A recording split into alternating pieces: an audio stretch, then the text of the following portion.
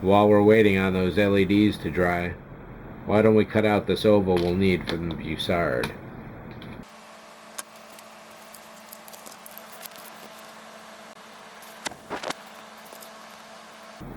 And again, the thing to keep in mind is when you cut, to go to the inside of this line and to ignore that additional spot right there. Otherwise you're going to have a tough time fitting it into the front end there, and you'll have to fix it after, and this will save you some trouble.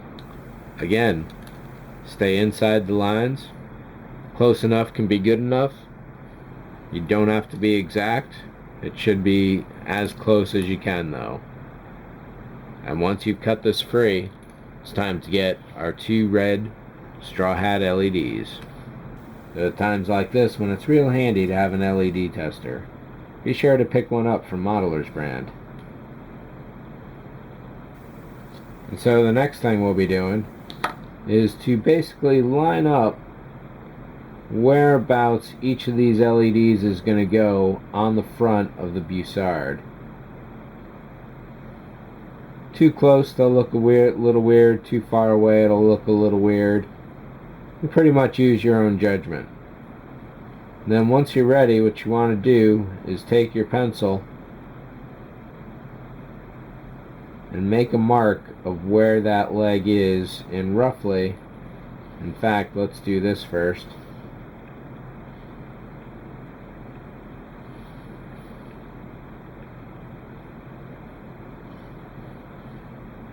So what I've done here is to quarter it with the pencil. So now each LED should be approximately the same distance from each other off a given center.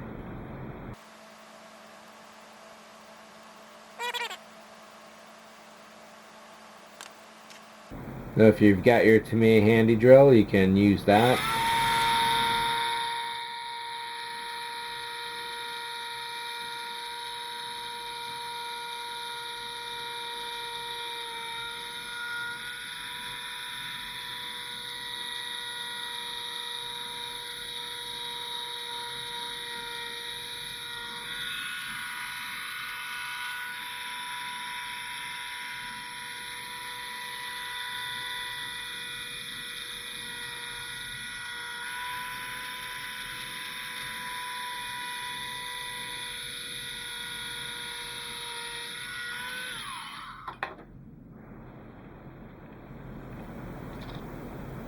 Here's one place where brass tubing may come an option, or aluminum as well. I have seen in a few reference photos that it appears that the red lights in the bussard are actually somewhere forward of the very back of it, possibly in here, and they look to be surrounded by tubes. So hit your local hobby store, grab yourself a 5mm tube, definitely bigger than the one I have here.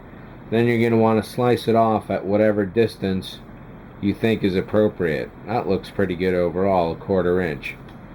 But what I'll be doing in this case is simply sticking these guys straight through the back here. And in this case you want to do this before you've resistored the LED. And in fact, I'm going to do this in a very particular way. What I'm going to do is put the negative legs on the inside of each of these. So now it's the 2 negatives on the inside and the 2 positives on the outside. What I'll also be doing is just putting a single drop of glue down there at the base, because I want these guys to sit in flush. So we'll give that a little while to dry and we'll check back in a bit. Over here with these guys, just a few minutes later, that is fairly well solid in. And this certainly seems to be as well. So here on the bottom one, let's do this one first. Brace the very bottom corner as well as you can, and bend that leg as low to the LED body as you can. You want them to be flat in there as possible, so when you see this from the side, you can't see inside. And up here on the top, if you want to solder some very short leads onto one end, you certainly can. but in my test it seems to work better by not doing that. So let's try it again for the camera and see how it does. I'm going to set this as very close up right against that interior ledge, right down the center, as close as possible. Make sure you don't go curved off to one side or the other. Look down straight on it.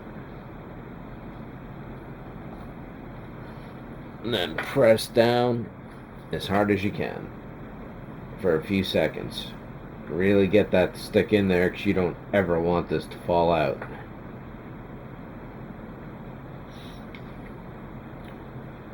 Great. So now what we're going to be doing is soldering the positive leg of this resistor to that right there, and the negative to that one right there. It's a little tricky. It definitely requires some nerves, but you've got them because you bought this kit. You're not worried about messing up, and if you do, there's at least one extra cool white in there just in case. This setup definitely needs a really good close-up. So I've bent the positive lead of that resistor just a little around so it's not going to get in the way of the negative polarity. And then I've bent the leg of that LED straight down. So what I'll be doing next is snipping the LED just a little past where the contact is and then pressing it down. Let me do that now. Right about there. Now with that leg cut, the moment of truth,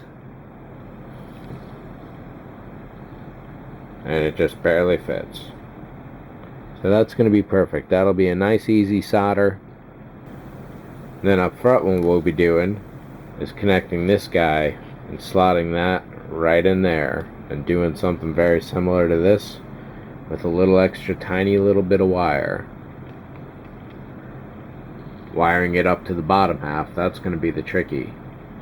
And speaking of the bottom, let's put those two blue LEDs in there.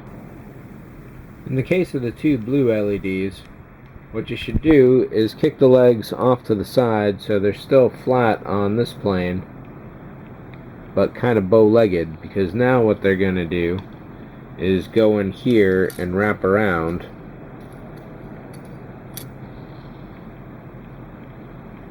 this inner guard piece like that. You could always do this process of bending the legs inside the plastic. So what I did was to bend the leg straight out, notch my fingernail here, and then bend the leg around it. A relatively easy process. Let's get these guys glued in, and I'm going to twist up these wires wherever they'll fit. When you're setting these in, you're going to want to avoid touching the wires unnecessarily in places they shouldn't touch. If you put power above this resistor, you simply blow out that LED. And if you put two resistors together, you're going to have double the dimness going on.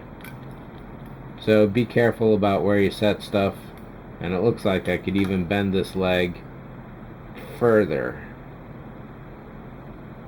And let's cut off that excess as well.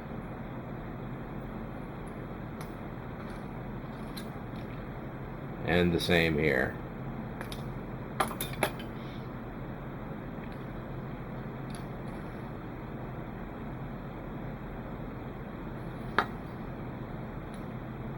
In some cases, you can have touching legs. For example, the negative from this 2mm cool at the end can easily go and touch the negative of this blue coming up.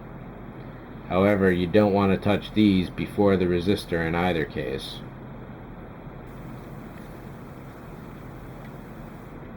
But what we can do here is wire these together after the resistors, and now this will be the main power line that feeds into them.